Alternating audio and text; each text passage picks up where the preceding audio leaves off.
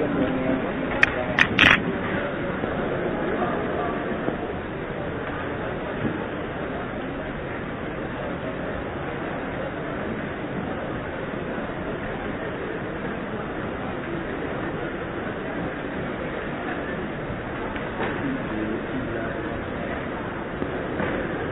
الله الرحمن الرحيم.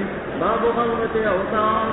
بالسند المتصل منا إلى الإمام الهمام الحافظ الحجة أمير المؤمنين في الحديث أبي عبد الله محمد بن إسماعيل بن إبراهيم بن المغيرة بن برزبة الجوفي البخاري رحمه الله متعنا الله بعلومه وفيوزه وبركاته آمين. قال حدثنا محمد بن العلاء قال حدثنا أبو أسامة عن بريد بن عبد الله عن أبي بردة عن أبي موسى رضي الله عنهم قال لما فرغ النبي صلى الله عليه وسلم من حنين بعث أبا عامر على جيش إلى أوطاس فلقي دريد بن سمة فقتل دريد وهزم الله أصحابه. قال أبو موسى وبعثني مع أبي عامر فرمي أبو عامر في ركبته رماه جشمي بسهم فأثبته في ركبته فانتهيت إليه فقلت يا عم من رماك؟ فأشار إلى أبي موسى فقال ذاك قاتل الذي رماني فقصدت له فلحقته فلما رآني ولا فاتبعته وجعلت أقول له ألا تستحي ألا تثبت فكف فاختلفنا ضربتين بالسيف فقتلته ثم قلت لأبي عامر قتل الله صاحبك. قال فانزل هذا السهم فنزعته فنزع منه الماء. قال يا ابن أخي أقرئ النبي صلى الله عليه وسلم السلام وقل له استغفر لي. واستخلفني أبو عامر على الناس فمكث يسيرا ثم مات فرجعت فدخلت على النبي صلى الله عليه وسلم في بيته على سرير مرمي وعليه فراش قد أثر رمال السرير بظهره وجنبيه فأخبرته بخبرنا وخبر أبي عامر قال قل له استغفر لي فدعا بماء فتوزع ثم رفع يديه فقال اللهم اغفر لعبيد أبي عامر ورأيت بأبي إبطيه ثم قال اللهم اجعله يوم القيامة فوق كثير من خلقك ومن الناس. فقلت ولي فاستغفر فقال اللهم اغفر لعبد الله بن قيس ذنبه وادخله يوم القيامة مدخلا كريما. قال أبو بردة إحداهما لأبي عامر والأخرى لأبي موسى.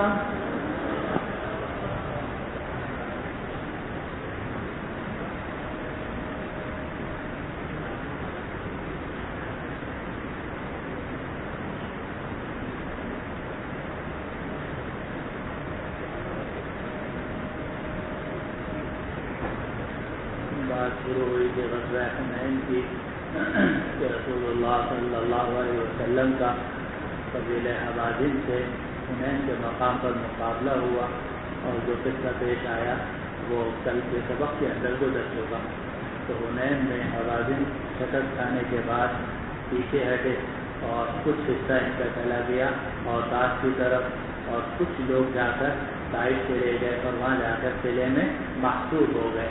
تو رسول اللہ صلی اللہ علیہ وسلم نے ایک لشکر اوطاس کی طرف روانہ کیا اور خود رسول اللہ صلی اللہ علیہ وسلم اپنے صحابہ رضوان اللہ علیہ اجمعین کے ساتھ طائف کی طرف بڑھے اور آپ نے قلعے کا محاصرہ فرمایا. تو یہ دونوں باب قائم کیے. پہلا یہ باب قائم کیا غزوۃ اوطاس کا اور اس کے بعد پھر آگے باب آ رہا ہے غزوۃ طائف کا. روایت آسان ہے کہ ابو موسیٰ اشعری رضی اللہ عنہ سے روایت ہے کہ جب نبی کریم صلی اللہ علیہ وسلم حنین سے فارغ ہوئے تو آپ نے ابو عامر رضی اللہ عنہ کو ایک لشکر پر بھیجا اوطاس کی طرف، یعنی ان کو امیر بنایا. تو ان کا مقابلہ ہوا. فلقیہ ملاقات ہوئی، مراد کیا ہے؟ مقابلہ ہوا ان کا درید ابن سمہ سے جو وہاں کے علاقے کا مشرکین کا سردار تھا. اب درید کو قتل کر دیا گیا اور اللہ تعالیٰ نے اس کے ساتھیوں کو شکست دی. ابو موسیٰ فرماتے ہیں کہ مجھے حضور نے بھیجا تھا ابو عامر کے ساتھ، تو ابو عامر کو گھٹنے کے اندر ایک تیر آ کر لگا.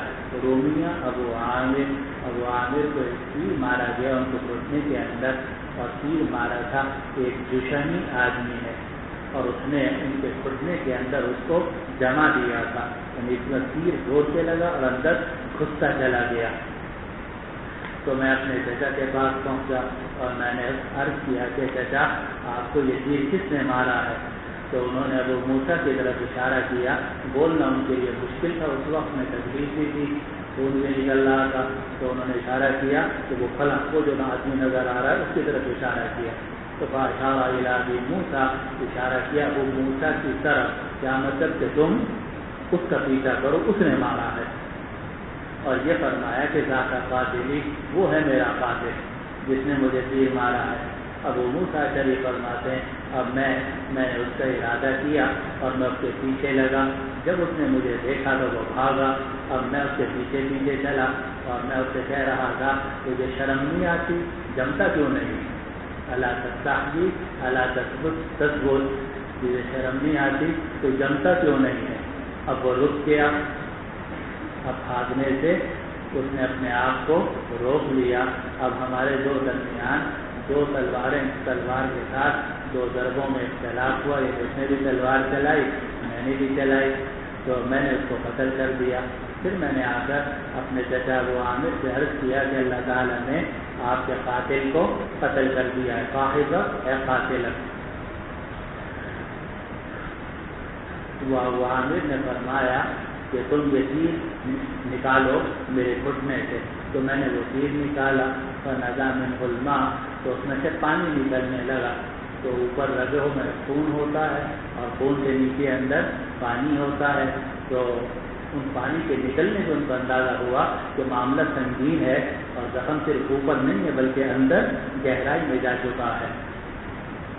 تو جب اس میں سے پانی نکلا تو انہوں نے فرمایا کہ اے میرے بھتیجے نبی کریم صلی اللہ علیہ وسلم کو میرا سلامت کرنا اور ان سے یہ درخواست کرنا کہ میرے لیے استغفار کرنا، میرے غلاموں کی معافی اللہ سے مانگ دو۔ اور ابو عامر نے رضی اللہ عنہ نے مجھے لوگوں پر اپنا نائب بنا دیا، ابو موسیٰ شریف فرماتے کہ مجھے نائب بنا دیا۔ اب کچھ دیر وہ زندہ رہے، پھر اس کے بعد ان کی شہادت ہو گئی۔ اب میں واپس پلٹا اور میں نبی کریم صلی اللہ علیہ وسلم کی خدمت میں حاضر ہوا، آپ کے گھر میں کی بیٹھی، آپ کے گھر میں، اب یہاں بیت سے بظاہر مراد خیمہ ہے، یہ بھی ہو سکتا ہے کہ وہاں کسی گھر میں آپ آرام فرما ہو، لیکن ظاہر ہے سارا واقعہ تو جنگ کے دوران کا ہے، اس لیے یا تو یہ کہا جائے گا خیمہ تھا یا وہیں علاقے کے اندر کوئی مکان کچا پکا ہوگا، اس میں آپ تشریف فرما تھے اور آپ چارپائی پر آرام فرما تھے جو بنی ہوئی تھی اور اس کے اوپر ایک بستر تھا، اور چارپائی کی بنائی میں آپ کے پہلو اور آپ کی پشت کے اوپر اثر ڈال دیا تھا، علی سریر مرمل، بنی ہوئی چارپائی پر۔ معلوم ہو کہ زمین پر بھی سونا جائز ہے اور چارپائی پر بھی سونا جائز ہے، اور آپ کو معلوم ہی ہے کہ خود مسجد نبوی کے اندر اسطوانۃ السریر موجود ہے کہ جہاں اعتکاف کے زمانے میں جناب رسول اللہ صلی اللہ علیہ وسلم کی چارپائی بچھائی جاتی تھی۔ معلوم ہو کہ چارپائی پر سونا تو جہد و تقویٰ کے خلاف نہیں ہے، مرمل، اور وہ چارپائی بنی ہوئی تھی، وعلیہ فراش، اور اس کے اوپر ایک بستر تھا، اور اس چارپائی کی بنائی نے اثر ڈال دیا تھا آپ کی پشت مبارک پر اور آپ کے پہلو پر۔ اب یہ جو روایت آپ کے سامنے ہے اس میں لکھا ہوا ہے وعلیہ فراش، کہ اس کے اوپر بستر تھا۔ اب یہاں بات شرح نے یہ بحث شروع کر دی کہ نہیں یہ علیہ فراش نہیں ہے بلکہ اصل میں ہے وما علیہ فراش، کہ اس پر بستر نہیں تھا۔ کہنے لگے بعض شرح نے لکھا ہے، کتابوں میں لکھا ہوا اب بھی موجود ہے، جا کے دیکھ لینا کہ اس میں یہ لکھا ہوا ہے بعض کتابوں میں کہ علیہ فراش میں راوی کو سہو ہو گیا ہے، اور اصل میں یہ معنی نافیہ تھا، وہ منصوب ہے، اور اصل میں عبارت ہے ما علیہ فراش۔ لیکن حقیقت میں یہ بات ٹھیک نہیں ہے راویوں پر اس طرح رحم کی نسبت کرنا، اس کے لیے کوئی دلیل چاہیے، اور بغیر دلیل کے آپ محض قیاس کی بنا پر راویوں کی طرف وہم کی نسبت نہیں کر سکتے۔ اور ان حضرات کو جو خیال ہوا کہ شاید معنی راوی سے رہ گیا ہے، اس کی دو وجہ ہیں۔ ایک وجہ تو یہ ہے کہ بعض روایات میں آتا ہے، جیسا کہ وہ ایلا اور تحریم کے قصے میں آپ نے پڑھا ہوگا، ورنہ انشاءاللہ آگے تو اس میں آ رہا ہے کتاب التفسیر میں، کہ جب عمر فاروق رضی اللہ عنہ بالا خانے پر حاضر ہوئے کہ رسول اللہ صلی اللہ علیہ وسلم بستر پر آرام فرما کے اور کوئی اس کے اوپر چٹائی پر آرام فرما کے اور اس پر کوئی بستر نہیں تھا، تو وہاں اگر بستر نہیں تھا تو ان حضرات نے سوچا شاید بستر ہوتا ہی نہیں ہوگا، ایک تو یہ غلط فہمی ہو گئی۔ حالانکہ عدم ذکر سے ذکر عدم لازم نہیں آتا۔ اگر آپ نے ایک جگہ میں یا دو جگہوں میں حضور صلی اللہ علیہ وسلم کے لیے بستر کی نفی آئی کہ آپ کے اس موقع پر بستر نہیں تھا، تو اس سے یہ لازم تو نہیں آتا کہ کبھی بھی آپ نے بستر استعمال نہ فرمایا ہو، اور اگر کہیں بستر کا ذکر آ جائے تو ہم فوراً اس کو راوی کے وہم پر معمول کرنے کیسے ممکن ہے؟ ایک گڑبڑ تو ایک جو وجہ ہوئی گڑبڑ کی وجہ ہوئی، دوسری وجہ یہ ہوئی کہ اس روایت میں آ رہا ہے کہ اس چارپائی کی بنائی نے اثر کر رکھا تھا رحمت عالم صلی اللہ علیہ وسلم کے پشت پر اور آپ کے پہلو پر، تو ان حضرات کو یہ خیال ہوا کہ اگر بستر ہوتا تو جسم مبارک پر اثر نہ آتا۔ حالانکہ آپ جانتے ہیں کہ اگر چارپائی بنی ہوئی ہو تو بعض اوقات بستر موٹا ہوتا ہے، بعض اوقات بستر پتلا ہوتا ہے۔ اگر موٹا ہو پتلا ہو مثلا تو اس کا چارپائی کا اثر جسم پر نہیں آتا، لیکن اگر چادر ہو فرض کرو یا پتلی دری ہو تو وہ دری بھی متاثر ہوتی ہے اور آدمی کے جسم پر بھی اس کا اثر آ سکتا ہے۔ اس لیے محض اس بنا پر یہ کہنا کہ یہاں راوی کو وہم ہو گیا ہے یہ بات ٹھیک نہیں۔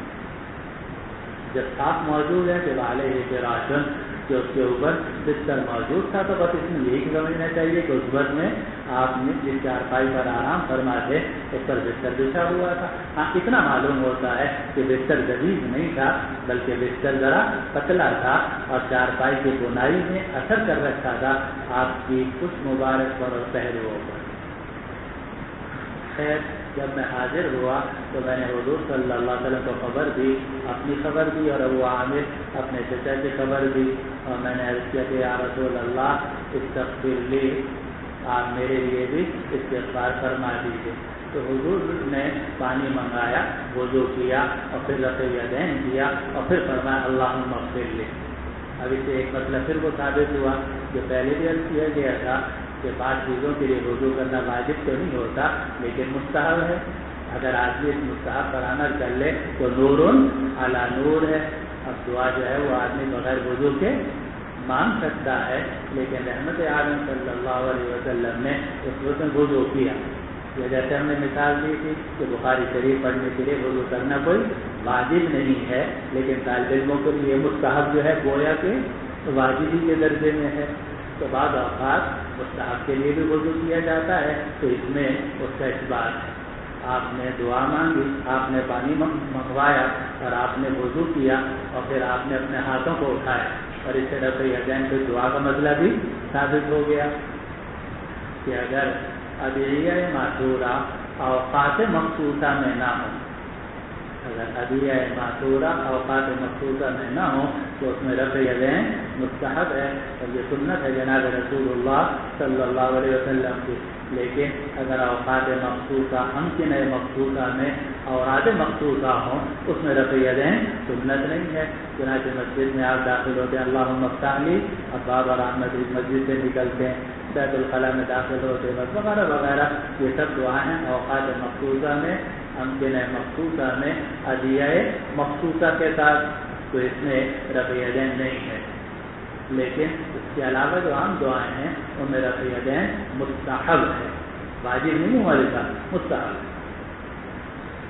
تو آپ نے اپنے ہاتھوں کو اٹھایا اور فرمایا کہ اے اللہ عبید ابو عامر کی مغفرت فرما دے، اور میں نے آپ کے بغلوں کی سفیدی دیکھی۔ معلوم ہے کہ آپ نے ہاتھ آگے تک بڑھائے یہاں تک کہ بغلوں کی سفیدی نظر آئی۔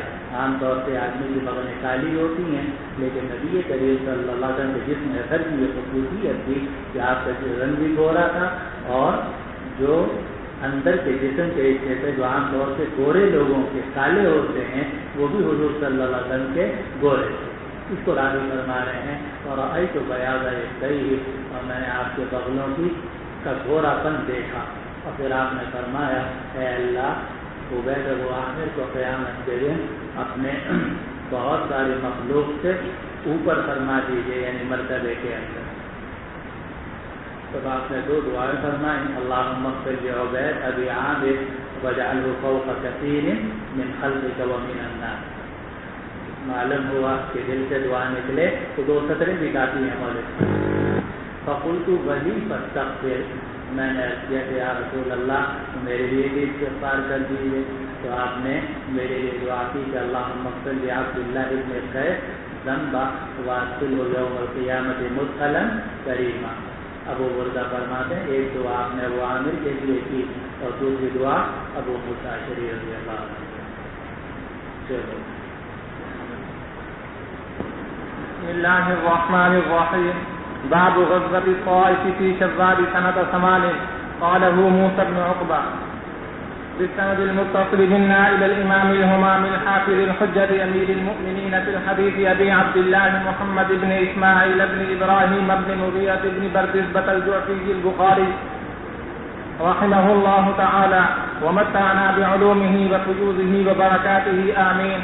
قال حدثنا الحميدي أنه سمع سفيان قال حدثنا هشام عن أبيه عن زينب ابنة أبي سلمة عن أمها أم سلمة رضي الله تعالى عنها وعنهم دخل على النبي صلى الله عليه وسلم وعندي مخنث فسمعته يقول لعبد الله بن أبي أمية يا عبد الله أرأيت إن فتح الله عليكم الطائف غدا فعليك بابنة غيلان فإنها تقبل ب4 وتدبر ب8. وقال النبي صلى الله عليه وسلم لا يدخلن هؤلاء عليكم. قال ابن عيينة وقال ابن جريج المخنث هيكم. یہ بات ہے طائف کے غزوے کے بارے میں توضیح کیا گیا کہ حنین سے فارغ ہونے کے بعد آپ نے ایک لشکر اوقات کی طرف روانہ کیا اور خود آپ طائف کی طرف متوجہ ہوئے اپنے صحابہ رضوان اللہ علیہ اجمعین کے ساتھ. تو وہاں جا کر آپ نے محاصرہ فرمایا. اب روایتیں مختلف ہیں، تو 15 دن سے لے کر 1 مہینے تک کی روایات آ رہی ہیں. بعض روایتوں میں آ رہا ہے کہ آپ نے 15 دن محاصرہ فرمایا، بعضوں میں 20، 25 اور 1 مہینے تک کا ذکر ہے. تو بہرحال محاصرہ اچھے خاصے دن جاری رہا، 1 مہینے تک کی روایت ہے.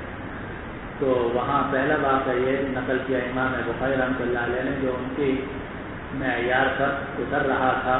زینب ابنت ابی سلمہ سے روایت ہے، انہوں نے روایت کی اپنی والدہ ام سلمہ رضی اللہ عنہا سے کہ نبی کریم صلی اللہ علیہ وسلم میرے پاس تشریف لائے اور میرے پاس ایک ہجڑا بیٹھا ہوا تھا اور میں نے اس ہجڑے کو سنا. وہ عبداللہ ابن ابی امیہ سے کہہ رہا تھا. یہ عبداللہ ابن ابی امیہ یہ ام سلمہ رضی اللہ عنہا کے بھائی ہیں اور حضرت ام سلمہ رضی اللہ عنہا کا نام لکھا ہوا ہند بنت امیہ غلط لکھا ہوا ہند بنت ابی امیہ اور ان کے بھائی کا نام تھا عبداللہ ابن ابی امیہ. تو یہ ہند بنت ابی امیہ یہ بہن ہے، ام سلمہ ان کا لقب ہے رضی اللہ عنہ. اور حضرت عبداللہ ابن امیہ رضی اللہ عنہ ان کے بھائی تھے. تو وہ جو ہجڑا تھا وہ عبداللہ ابن امیہ سے کہہ رہا تھا کہ اے عبداللہ تمہارا کیا خیال ہے اگر اللہ تعالیٰ نے کل تمہیں طائف فتح کر دیا تو تمہارے اوپر لازم ہے کہ غیلان کی بیٹی کو پسند کرنا، کیونکہ فإنہا تقبل ب4 وتدبر ب8، کیونکہ وہ آگے آتی ہے 4 کے ساتھ اور پیچھے جاتی ہے 8 کے ساتھ. خوب موٹی تازی گوشت سے بھری ہوئی ہے. تو سامنے جب بیٹھتی ہے تو 4 شکنیں اس کے جسم پر پڑتی ہیں اور پیچھے کی طرف سے دیکھو تو 8 شکنیں اس کے جسم کے اوپر پڑتی ہیں. جب نبی کریم صلی اللہ علیہ وسلم نے یہ بہت گفتگو سنی تو آپ کو اندازہ ہوا کہ یہ ہجڑا کہنے کو ہجڑا ہے. ہجڑا تو وہ ہوتا ہے کہ جس کو شہوت نہیں ہوتی اور جو مرد نہیں ہوتا ہے جی. لیکن آپ کو اندازہ ہوا کہ یہ ہجڑا ہے، اس کو یہ بھی گڑبڑ ہے. تو آپ نے فرمایا لا يدخلن هؤلاء علیکم، یہ لوگ تمہارے اوپر داخل نہ ہو، یہ ہجڑے اور تمہارے پاس ہرگز داخل نہ ہو. اور آپ کے حاشیے میں بین السطور میں لکھا ہوا ہے پھر آپ نے اس ہجڑے کو ضلع وطن بھی کر دیا تھا خیمہ کی طرف، اور نام اس کا تھا ماسے اور لقب اس کا تھا میم. نام تھا اس کا میم الف تا عین ماسے ہجڑے کا، اور لقب اس کا تھا وبه قال حدثنا محمود قال حدثنا ابو اسامہ عن هشام بهذا. یہ بھی لکھا ہوا ہے کہ جب یہ بوڑھا ہو گیا تو اس نے عمر فاروق رضی اللہ عنہ سے درخواست کی کہ میں بوڑھا ہو گیا ہوں تو آپ مجھے اجازت دے دیجیے کہ میں مدینے واپس آ جاؤں. تو عمر فاروق نے اجازت دے دی. اور یہ کہا جمعے میں آ جائے گا. وزاد وهو محاصر الطائف يومئذ وبه قال حدثنا. تو آپ کے حاشیے میں وہ بات بھی لکھی ہوئی ہے.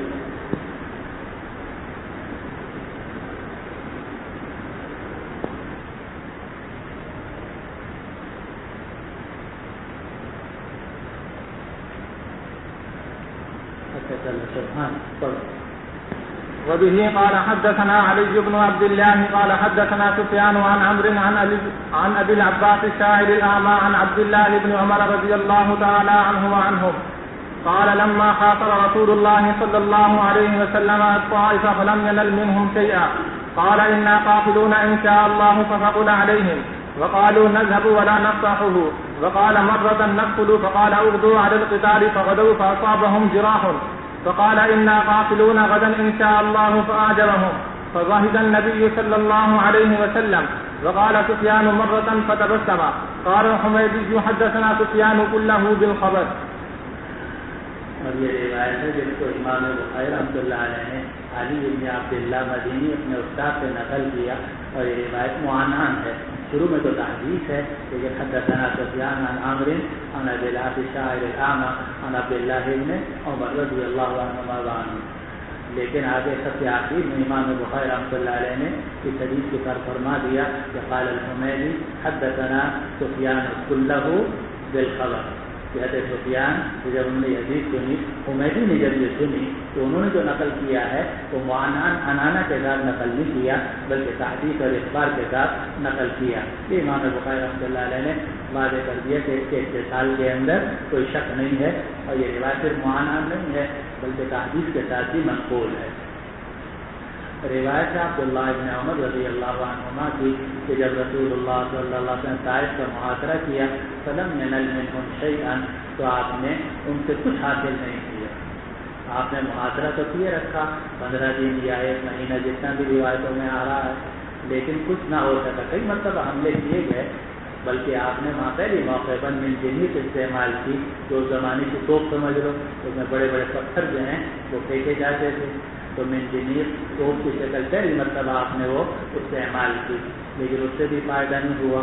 اور انہوں نے یہ کر رکھا تھا کہ 1 سال کا غلہ اپنے پاس جمع کر رکھا تھا اور سے اوپر اور وہاں سے وہ آگ اور آگ کی گرم چیزیں مسلمانوں کے اوپر پھینکتے تھے تو مسلمان جب بھی آگے بڑھنے کی کوشش کرتے تھے تو مسلمانوں کا نقصان ہوتا تھا. محاصرہ جاری رہا تو انہوں نے کہا ہم تو جب تک ہمارا یہ 1 سال کا ذات توشہ ختم نہیں ہو جائے گا ہم باہر نہیں نکلیں گے. جب ختم ہو جائے گا پھر باہر نکل کے مقابلہ کریں گے. تو اسی وقت میں حضور صلی اللہ علیہ وسلم نے ایک خواب دیکھا کہ مجھے دودھ کا ایک پیالہ پیش کیا گیا اور ایک مرغے نے اس میں چونچ ماری اور وہ دودھ گر گیا. تو صبح کو آپ نے حضرت ابوبکر صدیق رضی اللہ عنہ سے خواب ذکر کیا تو حضرت ابوبکر صدیق نے عرض کیا کہ یا رسول اللہ بظاہر یہاں پتہ مشکل ہے, ایسا لگتا ہے کہ یہاں پتہ نہیں ہوگی. آپ نے حضرت نوفل ابن معاویہ ادیبی رضی اللہ عنہ سے بڑے تجربہ کار تھے جنگوں کے, ہمیشہ مشورہ کو سمجھ کے کرنا چاہیے کس سے مشورہ کرنا ہے. تو حضور صلی اللہ علیہ وسلم نے نوفل ابن معاویہ ادیبی سے مشورہ کیا کہ تمہارا کیا خیال ہے کیا کیا جائے.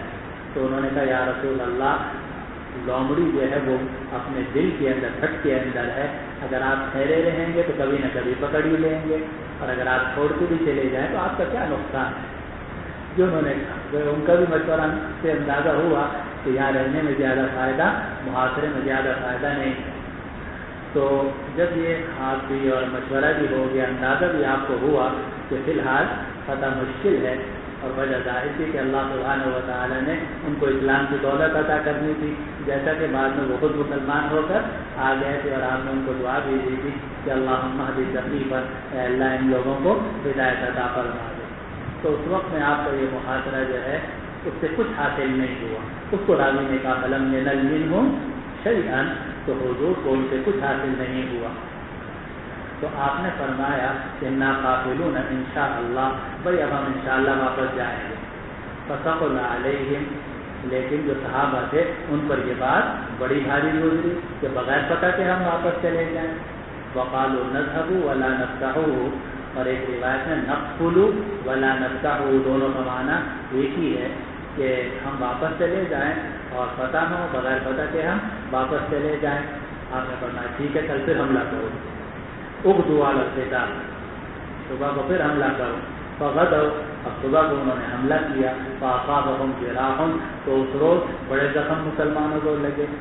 فقال انا قاتلون غدا، انا قاتلون غدا انشاءاللہ. تو شام کو آپ نے فرمایا کہ انشاءاللہ کل واپس چلے جائیں. اب کسی نے کچھ نہیں بلکہ سب کو اچھا لگا کہ اچھا ہے چلو چلے ہی جائیں تو ٹھیک. فضحک النبی صلی اللہ علیہ وسلم، تو نبی کریم صلی اللہ علیہ وسلم ہنسنے لگے. اور ایک روایت میں فتبسم، کہ آپ مسکرائے. کیا مطلب کہ ہم نے پہلے کہا تھا تو مانے نہیں، اب جب تجربہ ہو گیا تو اب مان گئے. اس لیے بڑوں کی بات بغیر تجربے کی ہی مان لینا چاہیے. میرا ایک بچہ ہمار، اس کو میں نے کہا بیٹے یہ نہ کھاؤ، تو ہوتا ہے یہ چونا، کٹھا چونا، کہنے کیا ہوتا ہے خالی. اب جب زبان کٹ گئی اور وہ بھر کے لیے نصیحت ہو گئی. تو بسا اوقات آدمی جو ہے وہ سکھانے سے نہیں سیکھتا مالکا، بلکہ اچھا یہی ہے کہ کچھ نہ سکھایا جائے، خود ہی ان کو چھوڑ دیا جائے تو وہ ٹھوکریں کھا کے خود ہی سیکھ جاتے ہیں. جی سوال استاد جی، یہ پچھلی حدیث گزری ہے سب سے اوپر. استاد جی پچھلی حدیث تو پڑھاؤ کہاں ہو. اچھا کو بیٹھے آپ تو پہلے یہاں بیٹھتے تھے نیچے، اب اوپر کیسے چلے گئے؟ اصل جگہ اوپر ہی ہے، کبھی جگہ مل جاتی تو نیچے آ جاتے ہیں. استاد جی عرض یہ کرنی ہے کہ پچھلی حدیث جو گزری ہے اس کی وجہ سے یہ پوچھیں کہ آج کل کے جو مخنث حضرات ہیں ان کا کیا حکم ہے کہ ان سے مردوں؟ ساری کتابوں میں لکھا ہوا ہے کہ اگر وہ پیشاب وغیرہ اور دوسری علامات مرد کی ہوں تو حکم مردوں کا ہوگا، اور اگر علامات عورتوں کے غالب ہوں تو عورتوں کا ہوگا، ورنہ کون سا مشکل. پڑھا ہوا ہے والد صاحب، دوبارہ پوچھ رہے ہیں. استاد جی دوبارہ تو ہدایت پڑھانا شروع کر دوں. استاد جی جو باہر پھر رہے ہوتے ہیں ان کا تو معلوم تو نہیں کر سکتے، جو باہر پھر رہے ہوتے ہیں ان کا ظاہری حکم کیا ہے کہ ان سے پردہ ہے کہ نہیں؟ مخنث دو قسم کے ہیں، ایک مخنث طبعی، ایک مخنث صنعی. ایک مخنث تو وہ ہوتا ہے جو پیدائشی طور پر اس میں تخنث ہوتا ہے. مطلب یہ ہے کہ کچھ علامتیں مرد کی ہیں، کچھ علامتیں عورت کی ہیں، داڑھی نہیں آ رہی، جسم جو ہے اس کے اندر کچھ عورتوں نسبانیت ہے وغیرہ وغیرہ. تو یہ تخنث طبعی ہے. اور بعض اوقات تخنث طبعی نہیں ہوتا، تخنث سنی ہوتا ہے. جیسے آج کل جب بازاروں میں کھڑے ہیں تو یہ تخنث سنی تو ویسے ہی حرام ہے. اور پھر خاص کر جب اس کے ساتھ افعال رضیہ ہوں، گانا بجانا اور جناب مانگنا اور دوسرا 10 طرح کے جو ہتھ کنڈے دیکھتے رہتے ہیں، آپ بھی دیکھتے ہیں ہم بھی دیکھتے ہیں، تو یہ سب سے سب جو ہے یہ حرام ہے اور معصیت کے اندر جاتے. جی. وبه قال حدثنا محمد بن بشار قال حدثنا غندر قال حدثنا شعبة عن عاصم قال سمعت أبا عثمان قال سمعت سعدا رضي الله تعالى عنه وعنهم وهو أفضل من رمى بسهم في سبيل الله وأبا بكر وكان تصور حسن الطائف في أناس. فجاء النبي صلى الله عليه وسلم فقال سمعنا النبي صلى الله عليه وسلم يقول من ادعى إلى غير أبيه وهو يعلم فالجنة عليه حرام. وقال هشام أخبرنا معمر عن عاصم عن أبي العالية أو قال أبي عثمان النهدي قال سمعت سعدا وأبا بكر رضي الله تعالى عنهما وعنهم عن النبي صلى الله عليه وسلم. قال عاصم قلت لقد شهد عندك رجلان حسبك بهما. قال عاصم قلت لقد شهد عندك رجلان حسبك بهما.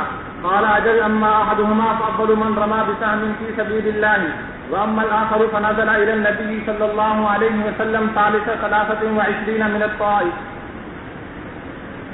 اور یہ روایت ہے امام بخاری رحمۃ اللہ علیہ نے روایت سے جو اصل حدیث شریف کا مضمون ہے وہ تو کچھ اور ہے، لیکن امام بخاری رحمۃ اللہ علیہ اس سے ایک واقعے کی طرف اشارہ کرنا چاہتے ہیں ان حضرات کی طرف جو 20 سے زیادہ تھے یا اس سے کچھ لگ بھگ تھے.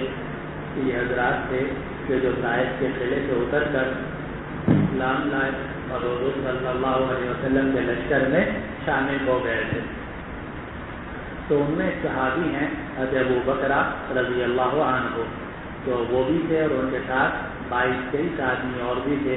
تو یہ جب محاصرہ کیے رکھا تو آپ یہ حضرات وہاں سے اترے.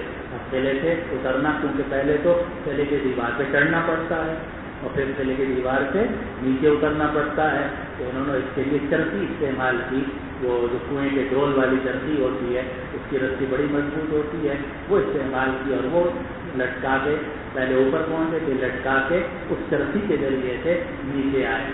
تو ان کا نام تو اصل تھا حضرت نفیع ابن الحارث رضی اللہ عنہ، لیکن پھر یہ ابو بکرہ والے چرخی والے کے نام سے مشہور ہو گئے، تو بکرہ کہتے ہیں چرخی کو، تو یہ ابو بکرہ رضی اللہ عنہ یہ صحابی ہیں،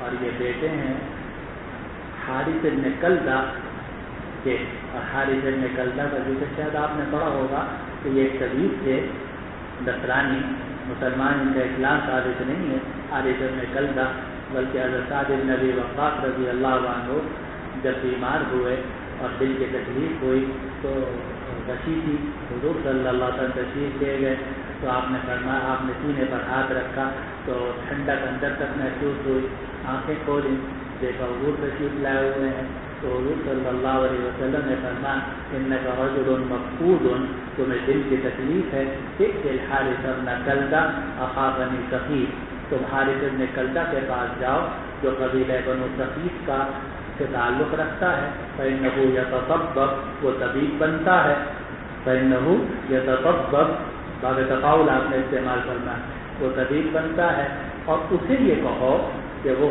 اجبے کے ساتھ کھجورے لے، اس کو گوشیوں کے ساتھ پیسے اور اس کا لدود بنا کر تمہیں پلائے۔ عجیب و غریب حدیث، دیکھو آپ مرض بھی تشخیص فرما رہے ہیں، علاج بھی تجویز فرما رہے ہیں، لیکن ساتھ ساتھ بھیج رہے ہیں کس کے پاس؟ ایک نصرانی طبیب کے پاس۔ بہت سارے مسائل اس سے ثابت ہو رہے ہیں۔ تو یہ حارث بن کلدہ قبیلہ ثقیف سے تعلق رکھتا تھا، بڑا مشہور طبیب تھا اس علاقے کا، اس کے بیٹے تھے حضرت ابو بکر۔ سمجھ گئے؟ اب ایک اور بات سمجھو، یہ سارا پس منظر ہے، وہ یہ ہے کہ حارث بن کلدہ نے شادی کی، بلکہ اس کی باندھی تھی، ان کا نام تھا سمیہ۔ پڑھیے نہیں پڑھیے کب حضرت سے مسلم شریف میں بس تو آتا ہے۔ تو حارث بن کلدہ نے سمیہ سے پہلے باندھی تھی ان کی، تو اس جو ہے یہ بیٹے ہوئے تھے، اور ان کا نام تھا نفیع ابن الحارث ابن کلدہ، اور جن کو بعد میں کیا کہا گیا؟ حضرت ابو بکرہ رضی اللہ عنہ۔ بعد میں حارث بن کلدہ نے اس کی شادی کرا دی ایک شخص سے، اپنے غلام سے، جن کا نام تھا عبید، ہے جی ابو عبید یا عبید، اس سے شادی کرا دی۔ پھر اس کے پاس جانا ہوا کس کا؟ حضرت ابو سفیان رضی اللہ عنہ کا۔ انہوں نے جا کر نکاح جاہلی کیا، اس کے ساتھ نکاح جاہلی کیا، جیسا کہ آگے کتاب النکاح میں اس کی مختلف صورتیں دور جاہلیت کے نکاح کی آ رہی ہیں۔ اس سے ایک نوجوان کا لڑکا پیدا ہوا جن کا نام تھا زیاد، اور زیاد کو کافی عرصے تک زیاد ابن سمیہ کہا جاتا تھا یا زیاد ابن عتیق کہا جاتا تھا، لیکن بعد میں جب 10 شہادتیں مل گئیں کہ نکاح ہوا تھا باقاعدہ، اگرچہ وہ نکاح جاہلی تھا لیکن زنا نہیں تھا بلکہ نکاح تھا، اور نکاح سے جو اولاد ہوتی ہے وہ ثابت النسب ہوتی ہے، تو حضرت معاویہ بن ابی سفیان رضی اللہ عنہ نے ان کا استلحاق کر لیا، اور پھر ان کو کہا جانے لگا زیاد ابن ابی سفیان، اور وہ احد لغات العرب، عرب کے 4 جو ذہین لوگ تھے ان میں سے ایک۔ حضرت ابو بکرہ رضی اللہ عنہ کی والدہ اور زیاد ابن سمیہ کی والدہ ایک ہو گئی، بات سمجھ رہے نہیں سمجھ رہے؟ اچھا، یہ جو استلحاق ہوا حضرت ابو بکرہ اس پر ناراض، حضرت ابو بکرہ رضی اللہ عنہ اس سے سخت ناراض تھے، اور وہ یہ کہتے تھے کہ نہیں، ابو سفیان کبھی ہمارے یہاں آئی نہیں، انہوں نے نہ میری والدہ کو کبھی دیکھا ہے نہ کوئی نکاح ہوا ہے، یہ ایسی غلط بات مشہور۔ اس پس منظر میں انہوں نے یہ حدیث سنائی۔ روایت کیا ہے؟ عاصم کہتے ہیں کہ میں نے ابو عثمان نہدی کو سنا، وہ فرماتے تھے کہ میں نے سعد بن ابی وقاص رضی اللہ عنہ کو سنا، اور سعد بن ابی وقاص عشرہ مبشرہ میں سے ہیں، اور یہ وہ پہلے وہ شخص ہیں کہ جنہوں نے اللہ کے راستے میں تیر چلایا، کہ ہم بتا چکے ہیں غزوہ بدر سے پہلے۔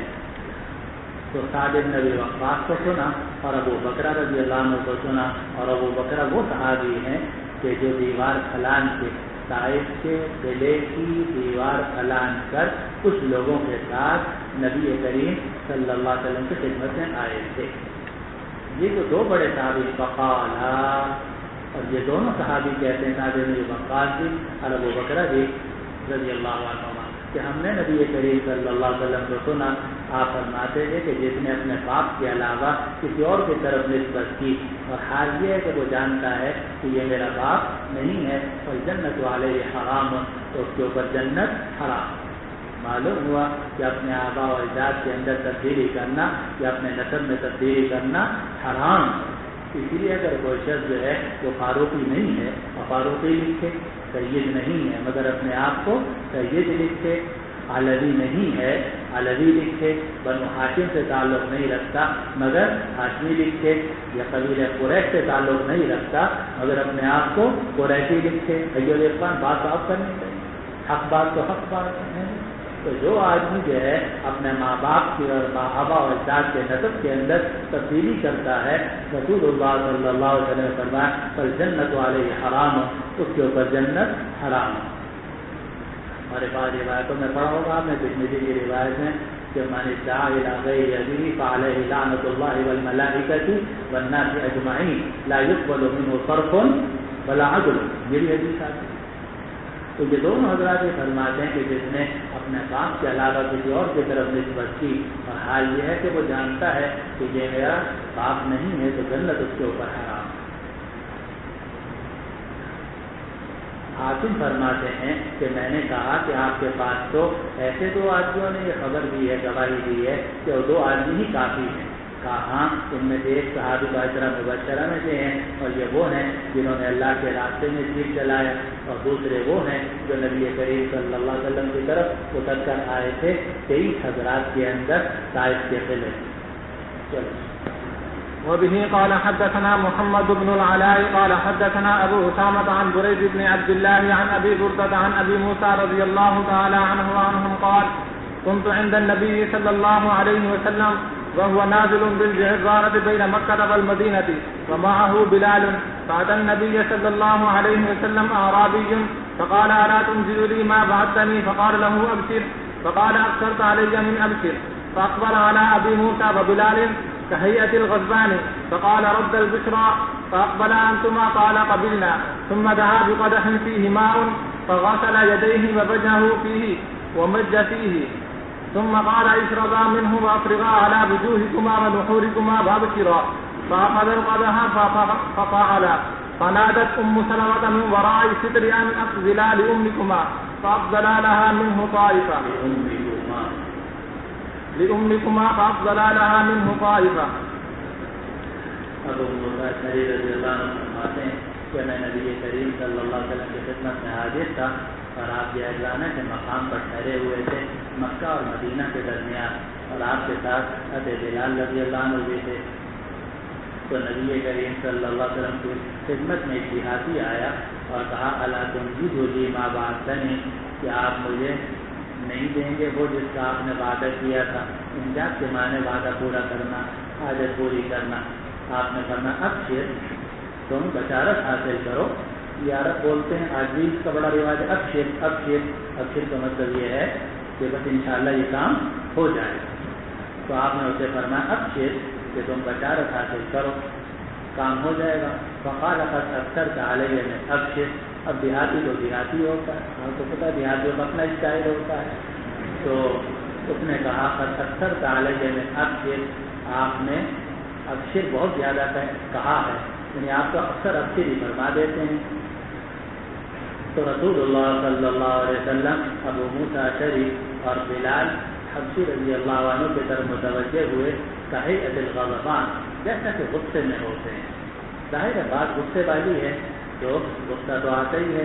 ہم آپ کو بتاتے ہیں کہ غصے کا آنا یہ کوئی ایسی بات نہیں ہے، بلکہ آدمی کے صاحب احساس ہونے کی دلیل ہے، اس کی حص صحیح ہے۔ غصے کی بات سے غصہ ہونا، اچھی بات کا اچھا لگنا، بری بات کا برا لگنا، یہ طبعی امور ہے، بلکہ یہ کمال احساس کی دلیل ہے۔ لیکن اس غصے میں ہاتھ پاؤں زبان کا بے قابو ہو جانا یہ گناہ ہے. اسی لیے اللہ سبحانہ و تعالی نے فرمایا وَعِدَّةُ لِلْمُتَّقِينَ الَّذِينَ يُنْفِقُونَ فِي السَّرَّاءِ وَالضَّرَّاءِ وَالْكَاظِمِينَ الْغَيْظَ. جنت تیار کی گئی ان لوگوں کے لیے جو غصے کو پینے والے ہیں. یہ نہیں فرمایا کہ جن کو جو غصے الفاقدین الغیظ، حالانکہ اگر ہوتا تو مطلب یہ ہوتا کہ غصہ آتا ہی نہیں. الکاظمین الغیظ، غصہ آتا تو ہے مگر پی جاتے ہیں. والعافین عن الناس، اور لوگوں کو معاف فرما دیتے ہیں.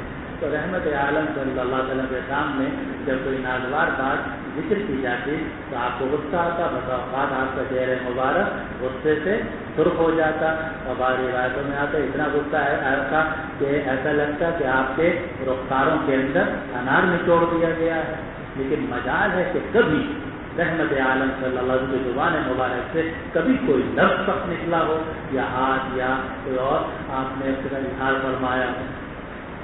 تو یہاں بھی ایسے ہی ہوا، اتنا سب جملہ یاسی نے کہہ دیا، لیکن آپ متوجہ ہو گئے ادب و مشاعری اور بلال کی طرف رضی اللہ عنہما، اور فرمایا رد البشرا فاقبل انتما.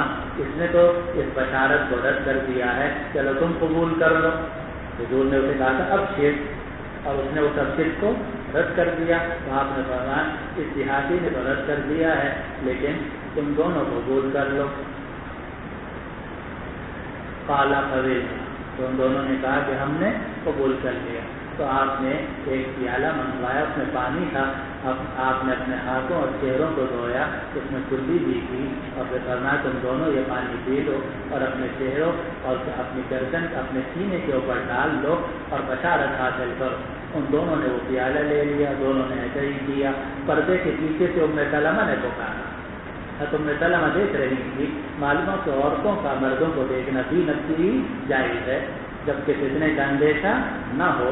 تو ام سلمہ رضی اللہ عنہ نے پیچھے سے پکارا کہ ان افضل علی امکما، اپنی ماں کے لیے بھی کچھ بچا کے رکھو. سارا پانی خود ہی نہ پی جانا، اپنی امی کے لیے بھی کچھ بچا کے رکھو.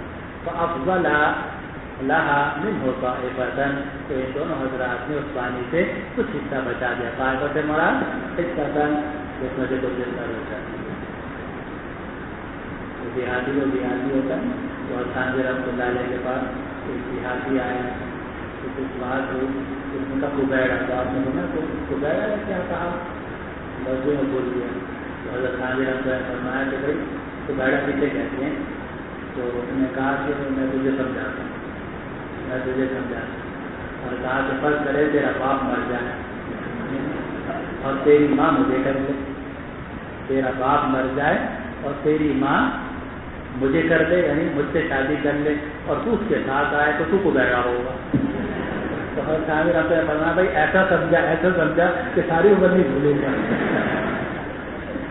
تو دیہاتیوں کا تو یہی چاہے. وہ ایک دیہاتی تربوز لایا، کھڑا ہوا تھا. تو حضرت خان رحمۃ اللہ علیہ نے فرمایا کہ کیوں کھڑے ہو؟ کہا تیرے لیے تربوز لایا. کہا سر پہ رکھ دو، پھر انہیں اٹھا کے سر پہ رکھ. لوگوں نے اس کو ڈانٹا. اس نے فرمایا اس کی کیا غلطی ہے؟ میں نے کہا کہ سر پہ رکھ دو. یہ نہ حقیقت سمجھتا ہے نہ مجاز سمجھتا ہے. تو دیہاتی بیچارے ایسے ہی، اس لیے صبر کرنا پڑتا ہے. سبحانك اللهم وبحمدك اشهد ان لا اله الا انت استغفرك واتوب اليك. نعم. وبه قال حدثنا يعقوب بن ابراهيم قال حدثنا اسماعيل قال حدثنا ابن جريج قال اخبرني عطاء ان صفوان بن يعلى بن اميه اخبره ان يعلى رضي الله تعالى عنه وعنهم كان يقول ليتني ارى رسول الله صلى الله عليه وسلم حين ينزل عليه.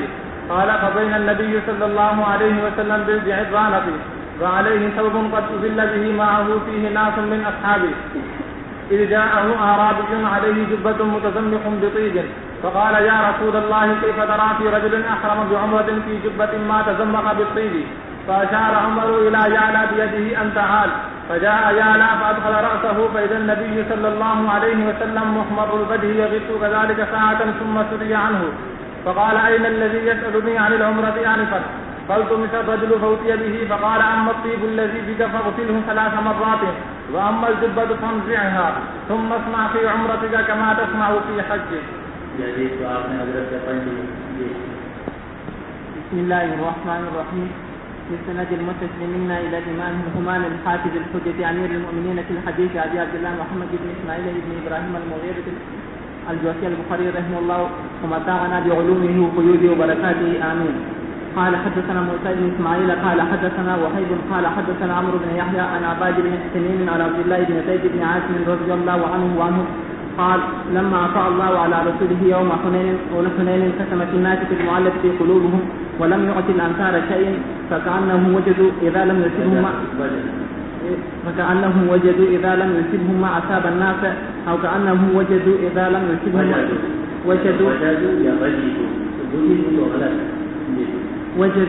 لم يصبهم ما أصاب الناس فخطبهم فقال يا معشر الأنصار ألم أجدكم ضلالا فهداكم الله بي وكنتم متفرقين فألفكم الله بي وعالة فأغناكم الله بي كلما قال شيء قالوا الله ورسوله أمنوا قال ما يمنعكم أن تجيبوا رسول الله كلما قال شيء قالوا الله ورسوله أمنوا قال لو شئتم قلتم جئتنا كذا وكذا أترضون أن يذهب الناس بالشاة والبعير وتذهبون بالنبي إلى رحالكم لولا الهجرة لكنت امرأ من الأنصار ولو سلك الناس واجا وشعبا لسلكت وادي الأنصار وشعبها الأنصار شعار والناس جسار إنكم ستلقون بعد أسرة فاصبروا حتى تلقوني على الحوض.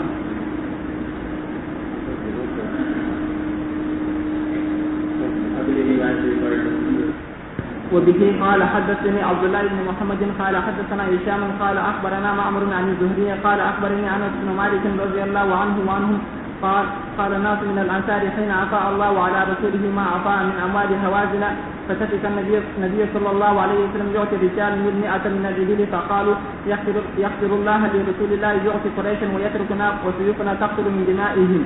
قال أنس فحجة رسول الله صلى الله عليه وسلم بمخالفهم فأرسل إلى الأنصار فجمعهم في صوبة من عدن ولم يدع معهم غيرهم فلما اجتمعوا قام النبي صلى الله عليه وسلم فقال ما حديث بلغني عنكم فقال فقهاء الأنصار أما رؤساؤنا يا رسول الله فلم يقولوا شيئا وأما ناس منا حديث أسنانهم فقالوا يغفر الله لرسول الله يعطي قريشا ويتركنا وسيوفنا تقتل من دمائهم. فقال النبي صلى الله عليه وسلم فإني أوتي رجالا حديث أهل بكفر أتهلكهم أما ترضون أن يذهب الناس بالأموال وتذهبون بالنبي إلى رحالكم فوالله لما تنقلبون به خير مما ينقلبون به. قالوا يا رسول الله قد رجينا فقال له النبي صلى الله عليه وسلم ستجدون أسرة شديدة فاصبروا حتى تلقوا الله ورسوله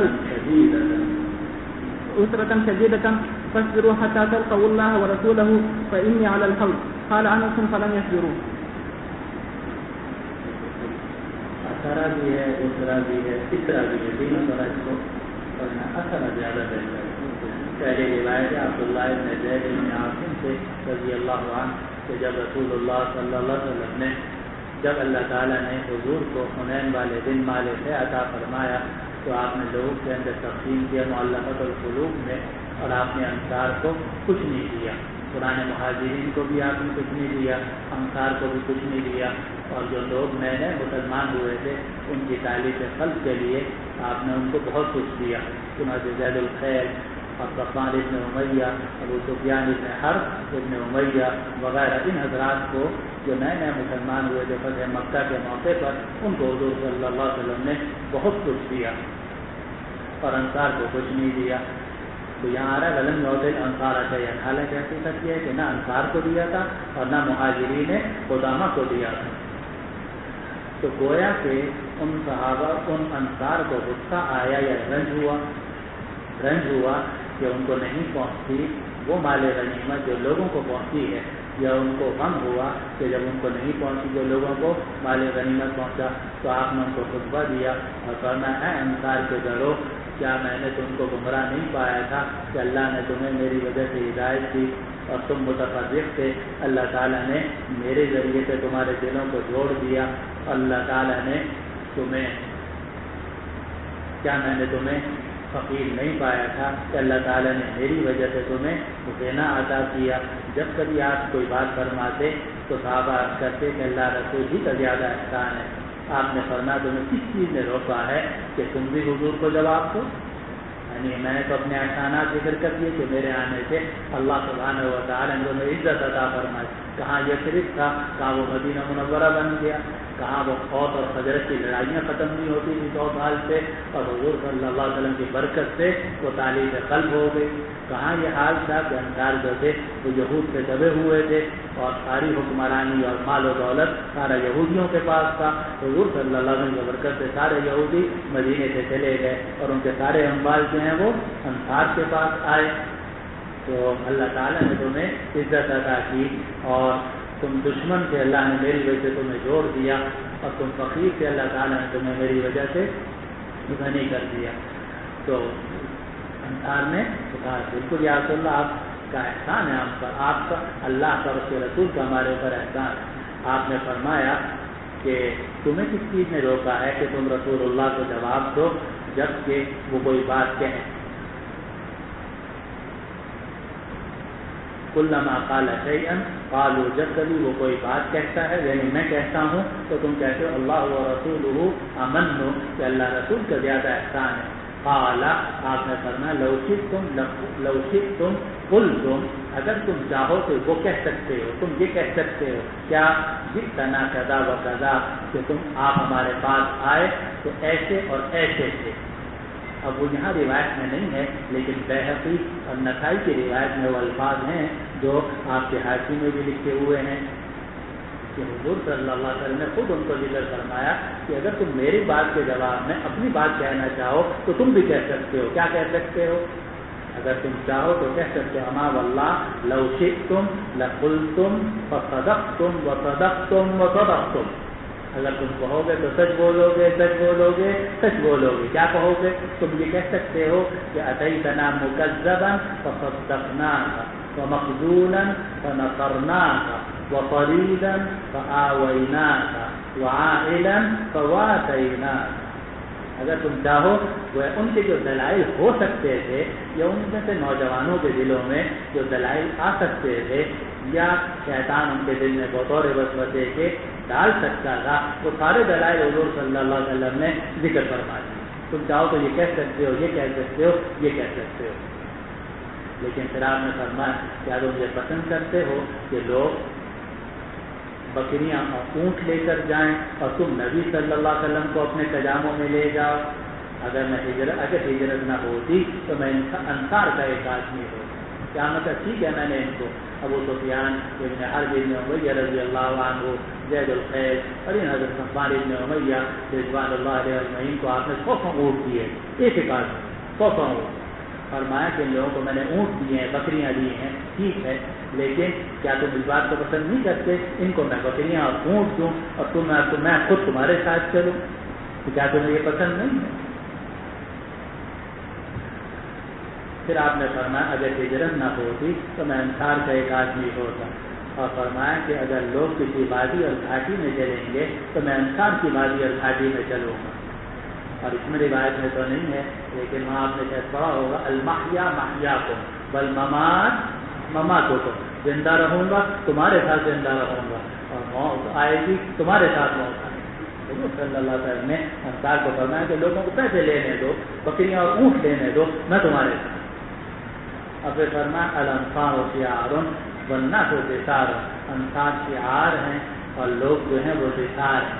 شعار کہا جاتا ہے بنیان وغیرہ کو کہ جو آدمی کے شعر یعنی بالوں کے ساتھ ملا ہوا ہو, اور دثار کہا جاتا ہے اس کپڑے کو جو اوپر سے پہنا جائے, قمیص ہے, واسکٹ ہے, یا اور اوپر کی چادر ہے.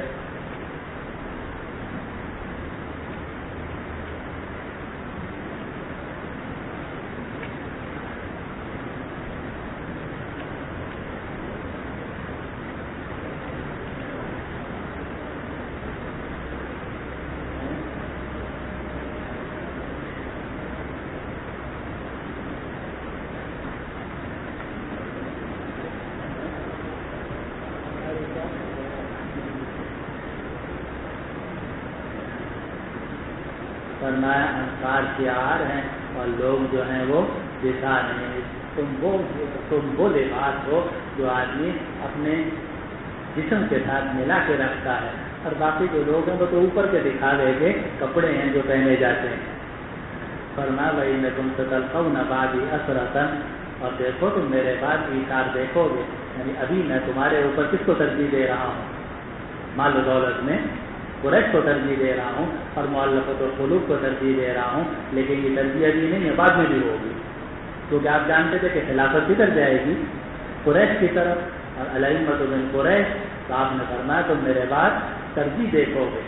और इसमें असरतन अलल हक़ भी मुराद है और असरतन अलल बातिल भी मुराद है, क्योंकि ये भी हो सकता है कि कुरैश को अंसार के ऊपर तरजीह दी जाए हक़ के साथ, जैसे कि अलैहिम्मतु मिन कुरैश, और ये भी हो सकता है कि कोई अमीर जो है वो ज्यादती करे और हक़ बनता था अंसार का मगर उनको न दे तो वो ईसार बिल बातिल होगा।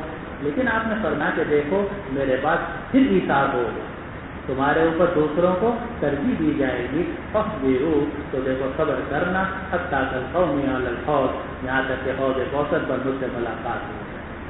और ये अंसार को रिज़वानुल्लाह अलैहिम को आपने सबक सिखाया, अंसार को नहीं सहाबा को, सभी सहाबा को और अंसार को खास तौर पर।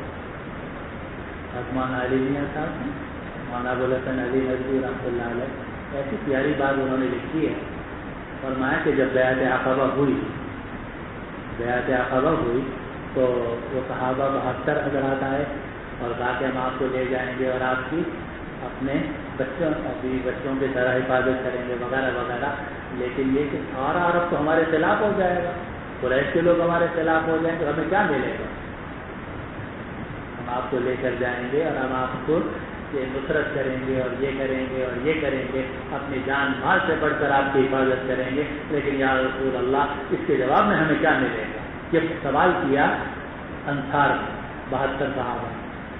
तो हज़रत मौलाना अबुल हसन नदवी रहमतुल्लाह अलैह ने वहाँ लिखा कि अगर हुजूर सल्लल्लाहु अलैहि वसल्लम उस वक्त में ये फरमाते कि तुम्हें कैसे और किस तरह के खजाने मिलेंगे, तो ये जवाब सही होता या ना होता, लेकिन आप उनको इस रुख पे डालना नहीं चाहते, आप उनको दुनिया की तरफ डालना नहीं चाहते। अगर आप ये फरमाते कि एक ज़माना आएगा कि मक्का फतह हो, एक ज़माना आएगा कि कैद और किसरा के खजाने तुम्हारे कदमों के नीचे होंगे, आप ये कहते तो बजाते, लेकिन आपने एक लफ्ज़ ऐसा नहीं फरमाया।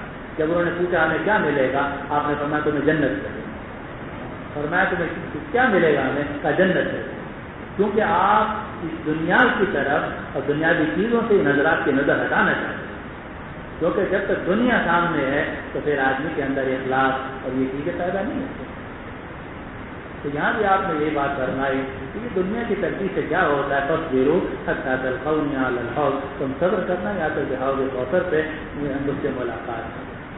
अगली रिवायत है अनस इब्न मालिक रज़ियल्लाहु अन्हु की, कि अंसार में से कुछ लोगों ने ये कहा जब अल्लाह ने अपने रसूल को जो दिया सो दिया, वाजिन के अम्वाल, और नबी करीम सल्लल्लाहु अलैहि वसल्लम ने लोगों को 100 ऊँट देने शुरू किए, मुअल्लफ़तुल क़ुलूब में से एक आदमी को 100 ऊँट देने शुरू किए। क्या कहा, वो कहने लगे अल्लाह ताला हुजूर को माफ़ फरमाए, कुरैश को दे रहे हैं और हमें छोड़ रहे हैं, और हाल यह है कि हमारी तलवारें उनके खून से टपक रही हैं।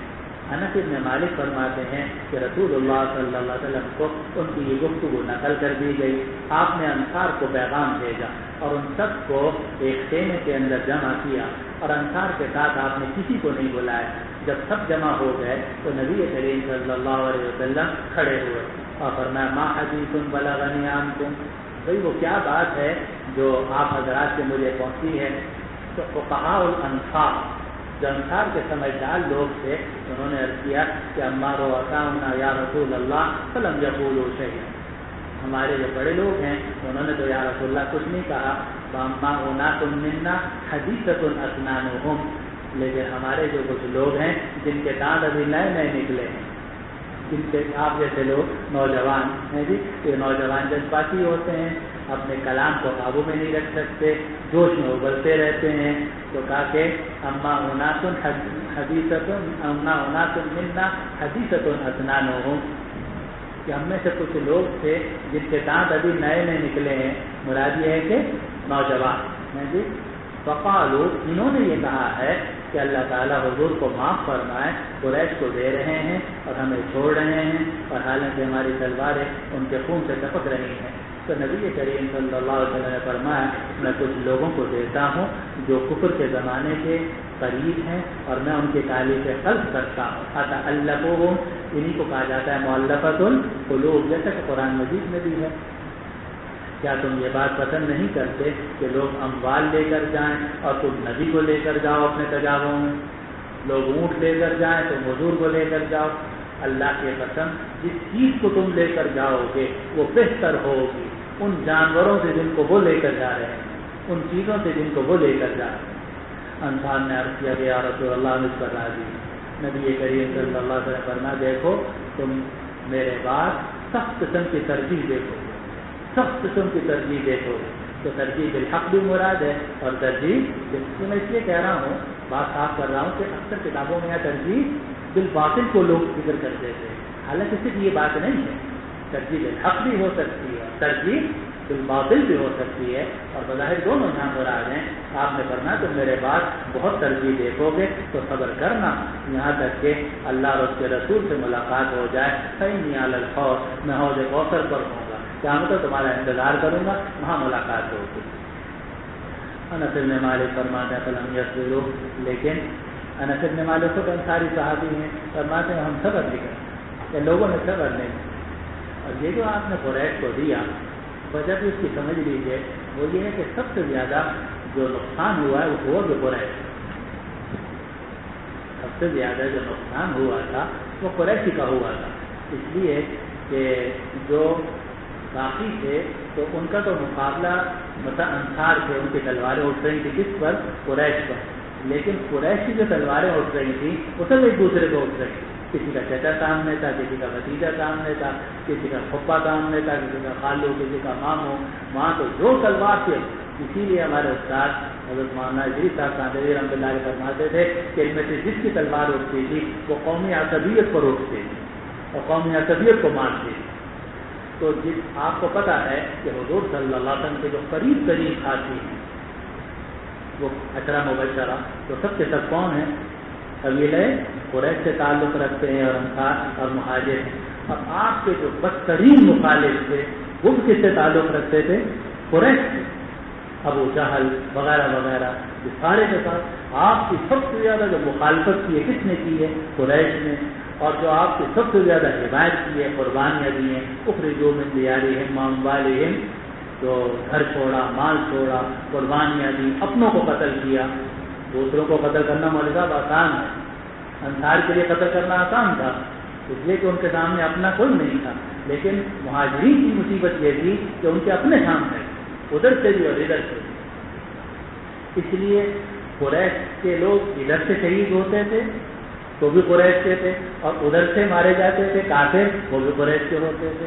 اس لیے حضور صلی اللہ علیہ وسلم نے بعد میں تعلیف قلب کے لیے ان کو بہت کچھ دیا تاکہ کسی طریقے سے یہ پرانے اثرات ختم ہو جائیں.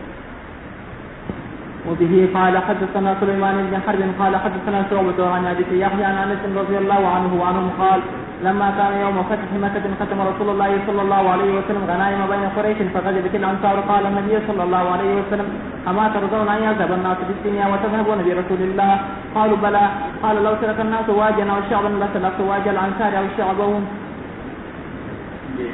وبه قال حدثنا علي بن عبد الله قال حدثنا زهر عن ابن عون قال انبانا هشام بن زيد بن انس عن انس رضي الله عنه قال لما كان يوم حنين التقى هواجنا وما النبي صلى الله عليه وسلم 10,000 وطلقاء فاكبروا 10,000 تو مہاجرین اور انصار کے وقت طلقاء اور طلقاء سے مراد وہی مؤلفۃ القلوب.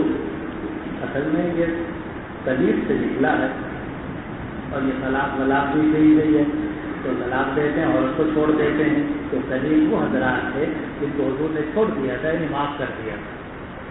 صرف معافی نہیں کیا بلکہ آپ نے ان کو اتنا پیسہ دیا کہ کسی طریقے سے جو پرانی دشمنیاں ہیں وہ ختم ہو جائیں، دلوں سے نکل جائیں. جی. قال يا معشر الانصار قالوا لبيك يا رسول الله وسعديك لبيك ونحن بين يديك. فنزل النبي صلى الله عليه وسلم فقال انا عبد الله ورسوله فانهزم المشركون فاعتقوا الخلفاء والمهاجرين ولم يعطوا الانصار شيئا. فقالوا فدعاهم فادخلهم في قبة فقال اما ترضون ان يذهب الناس بالشاة والبعير وتذهبون برسول الله؟ فقال النبي صلى الله عليه وسلم لو سلك الناس واجا وسلكت الأنصار شعبا لاخترت شعب الأنصار.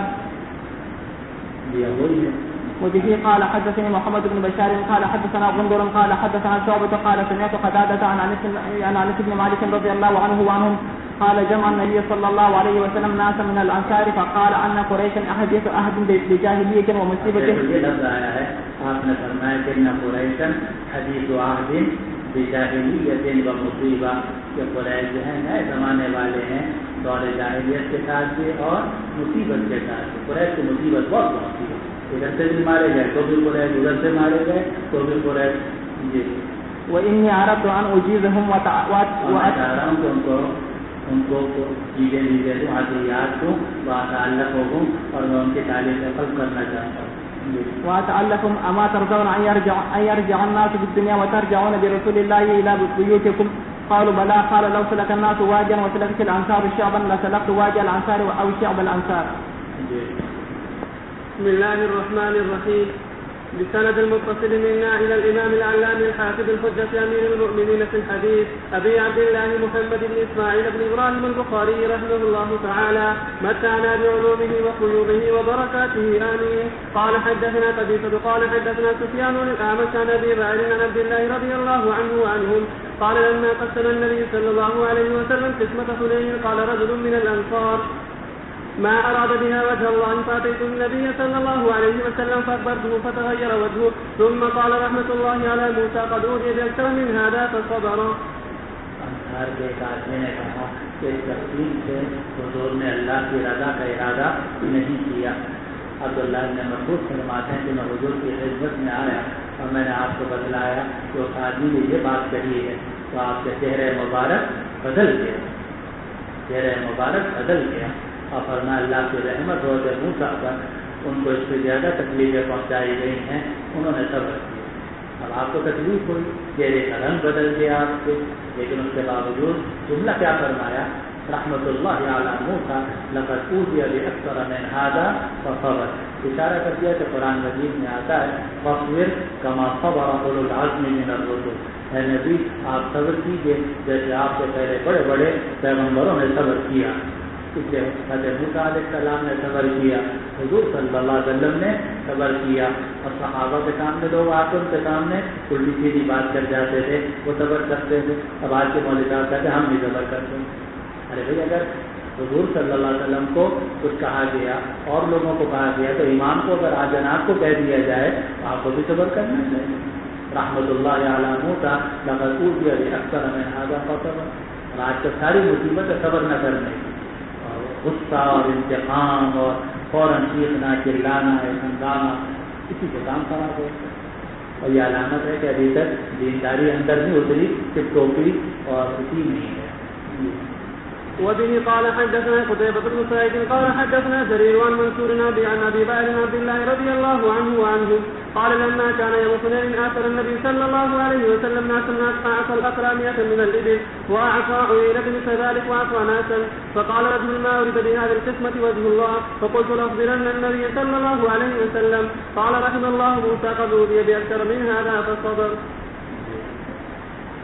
وبه قال حدثنا محمد بن بشار قال حدثنا معاذ بن معاذ قال حدثنا ابن عون عن هشام بن زيد بن انس عن انس بن مالك رضي الله عنه وعنه قال لما كان يوم حنين اقبلت هوازن وغفار وغيرهم بنعمهم وضرارهم ومع النبي صلى الله عليه وسلم 10,000 من الخلفاء فاكبروا عنه حتى بقي وحده. جب حنین والا دن ہوا تو قبیلے حوازن اور غطفان کے لوگ اور دوسرے قبائل آپ کے مقابلے پر آئے اپنے مویشی لے کر اور اپنے آل و اولاد لے کر, یعنی مرنے مارنے کے لیے تیار ہو کر آئے تھے.